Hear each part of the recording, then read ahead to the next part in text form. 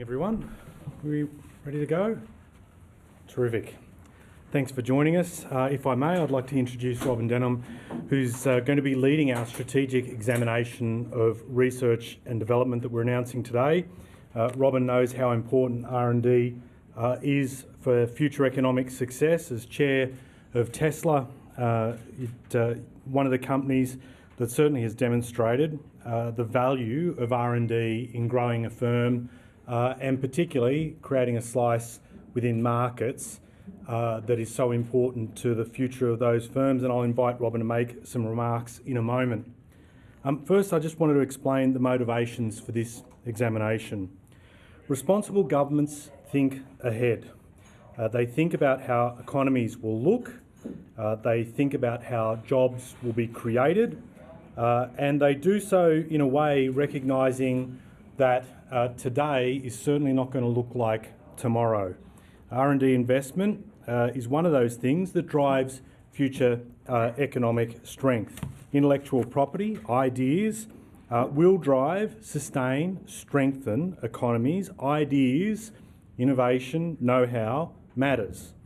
And R&D is something that we should be pressing for in our country and to improve the way we invest in it. Over the last 20 years, and especially the last decade, our performance has been slipping.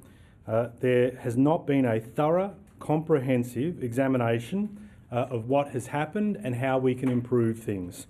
This is particularly concerning for Australia because we're a scientific powerhouse. Our researchers regularly come up with the new know-how that changes the world, not just for Australians, but for people across the globe. One of the key recommendations of the Universities Accord, for example, that was announced by Education Minister Jason Clare, was to look at the way, for instance, research funding is put on a more predictable, sustainable footing. So that's one thing we've asked Robin and the panel to look at.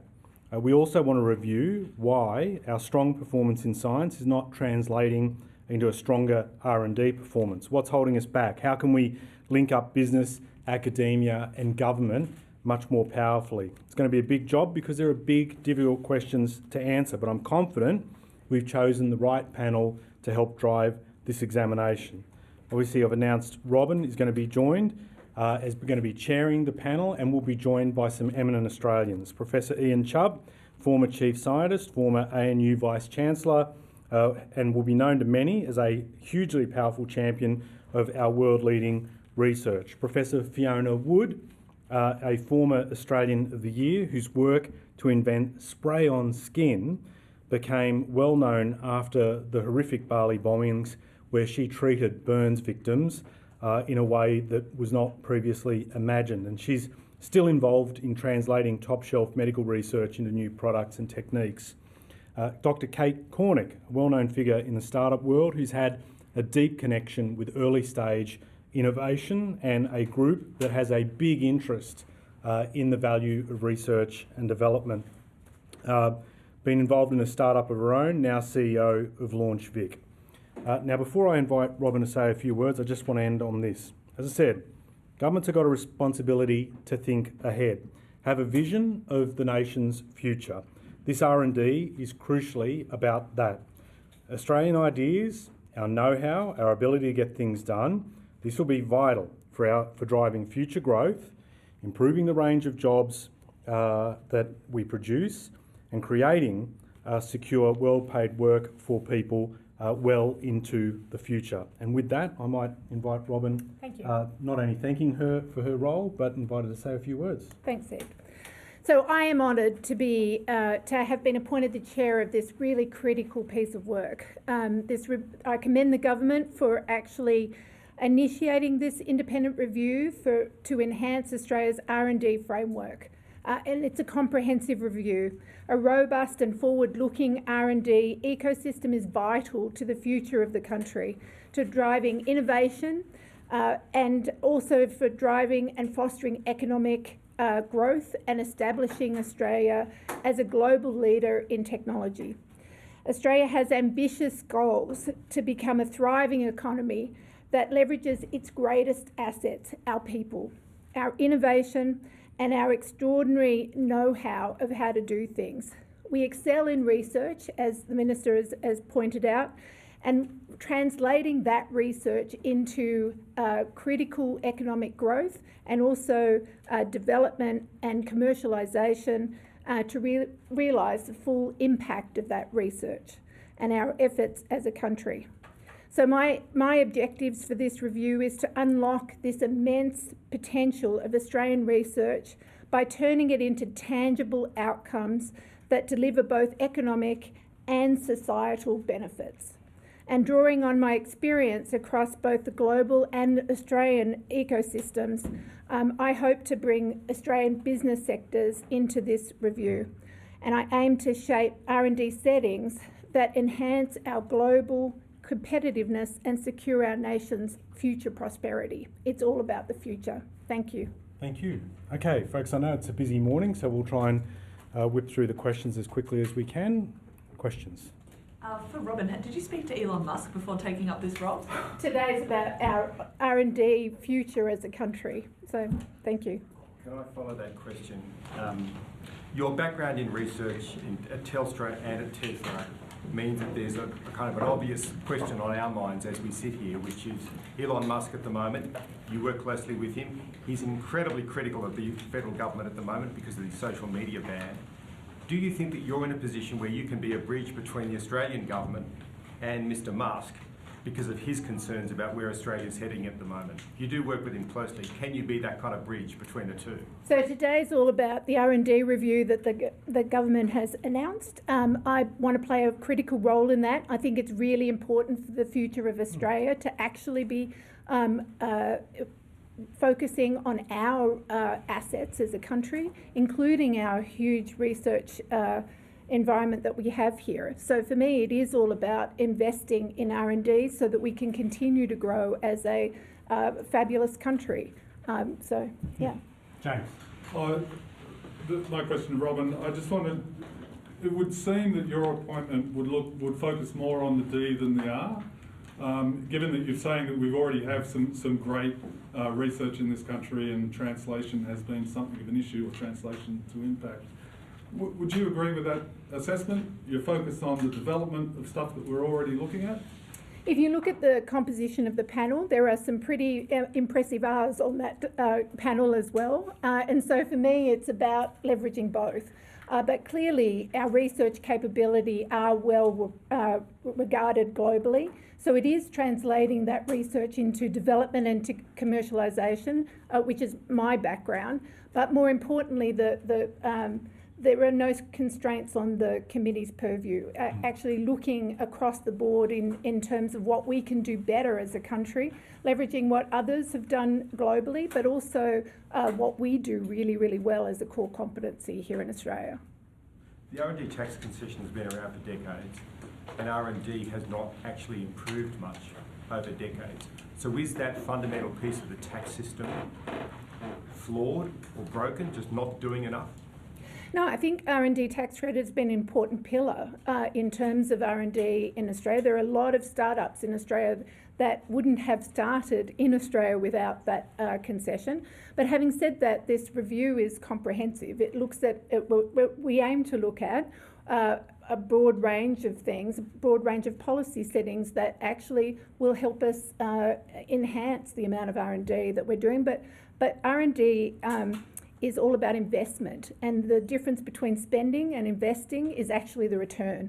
So how do we generate a return on the R&D that we're actually spending and increase that R&D so that the future of Australia is as bright as what has been in the past? And if I can emphasise too, again, this is not, while I appreciate the question with respect to the R&D tax incentive, this is about fundamentally looking at everything that has to do with R&D in the country. It's not an exercise in saying you have to do better or finger point and blame shift. I think there's a recognition that we all need to perform much better, and I think it'll be important for us to work together on that front. The different elements that make up our overall system will be looked at. I want this to be wide-ranging, but I also don't want us to make presumptions at the start, assumptions about where we get to, because clearly we can do better.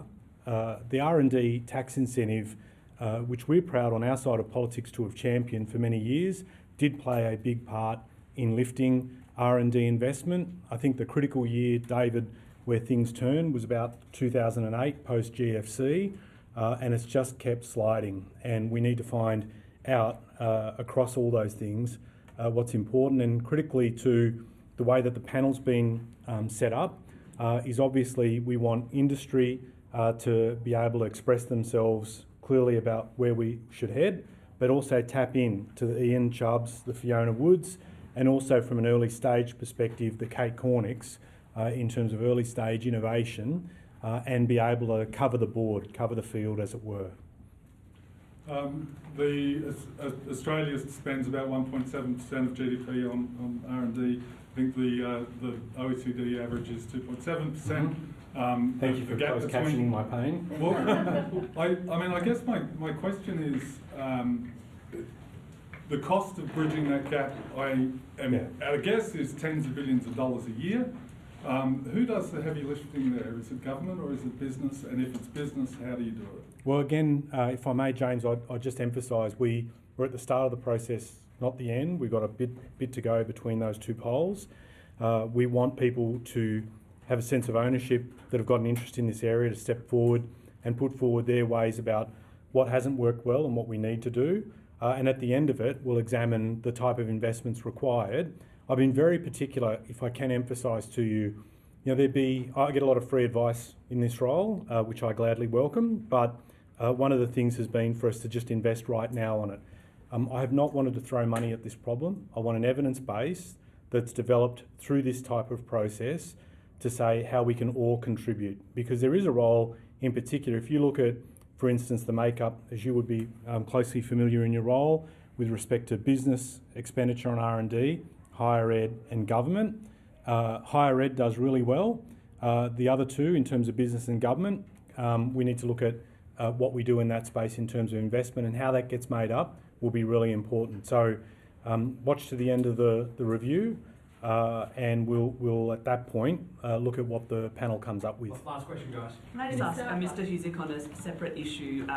Some comments you made on radio this morning about fast-tracking Palestinian sovereignty for Palestinians. Is that Labor's position to fast-track the sovereignty, the recognition of Palestine as a state? Before I answer that, can I just ask, is there anything else on R&D? Okay, I'm going to answer this very quickly. Jade, do you want to throw it in? I'll try and answer both very quickly. Yeah, Minister, just on a separate issue as well, Australia Day celebrations have been banned at more than 200 pubs and bars across Australia. What is your reaction? Okay, so first, we've talked about Palestinian sovereign, we've supported it and said that we do believe a two-state solution will be important to peace in the region, and also should give a sense of security to people, Palestinian and Israeli, that they've got their own country and their ability to determine their future. Obviously we are, and there are a lot of us that are keen to see the establishment of a Palestinian state as quickly as can happen, and so I think that reflects that enthusiasm. I wouldn't be too literal in terms of what I've said. Finally, on Australia Day, we've said for ages we understand the historical significance that Australia Day plays in the country, and recognising it's an important milestone. We want people to be able to celebrate Australia Day while also appreciating that, in particular, our First Nations people look at the day from a different lens, but we can celebrate contributions one and all, and that's what we want to continue doing. Okay, thanks everyone.